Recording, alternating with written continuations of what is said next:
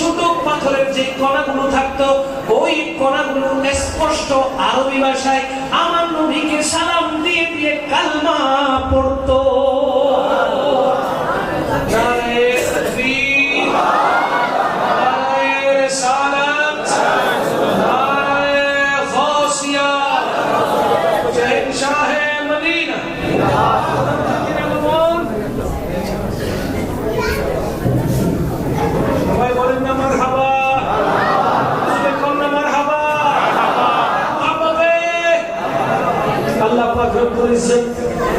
কানায় কানায় পরিপূর্ণ করে দিয়েছে আজকের এই পবিত্র জলসাটাকে, ঠিক কিনা বলেন?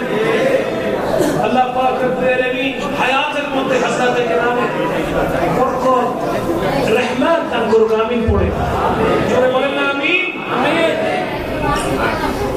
বলতে চাচ্ছিলাম দয়াল নবী পাক সাল্লাল্লাহু আলাইহি ওয়াসাল্লাম মরা গাছ করলে সেই মরা কি হয়ে যায়?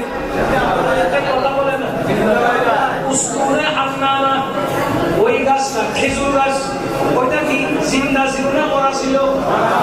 নবী পাক সাল্লাল্লাহু আলাইহি ওয়াসাল্লামের শরীর মুবারকের স্পর্শ লাগার কারণে ওই গাছের ভিতরে জান যিনি দিয়েছেন তিনি কে?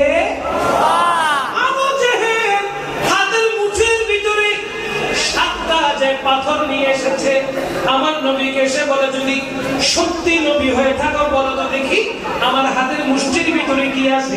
আমার নবী বলে ও আবু জাহেল, হাতের মুষ্টির ভিতরে কি আছে আমি নবীকে বলতে হবে না, আমি ইশারা করলে হাতের ভিতরে কি আছে সেইগুলো আমি নবীর পরিচয় দেবে। আমার নবী ইশারা করেছেন, আমার নবী ইশারা করেছেন শাহাদাত আঙ্গুল দিয়ে। আবু জাহেলের হাতের মুষ্টির ভিতরে যে 7টি পাথর কণা ছিল ওই 7টি পাথর লাফালাফি শুরু করে দিয়েছে।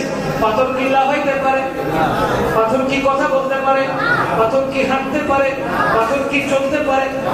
নবী ইশারা করলে পাথর হাঁটে, নবী ইশারা করলে পাথর কথা বলে, নবী ইশারা করলে ওই পাথর আমার নবীকে সালামি আরজ করতে পারে।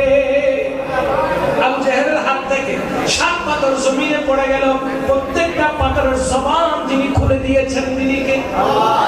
প্রত্যেকটা পাথর লা ইলাহা ইল্লাল্লাহ মুহাম্মাদুর রাসূলুল্লাহ কালমা পড়েছে, প্রত্যেকটা পাথর আমার নবীকে সালাম আরজ করেছে। পাথরের ঈমান নসিব হয়েছে, কিন্তু নবীকে দেখার পরেও আবু জাহেলের ঈমান নসিব হয় নাই, আবু লাহাবের ঈমান নসিব হয় নাই। নবীকে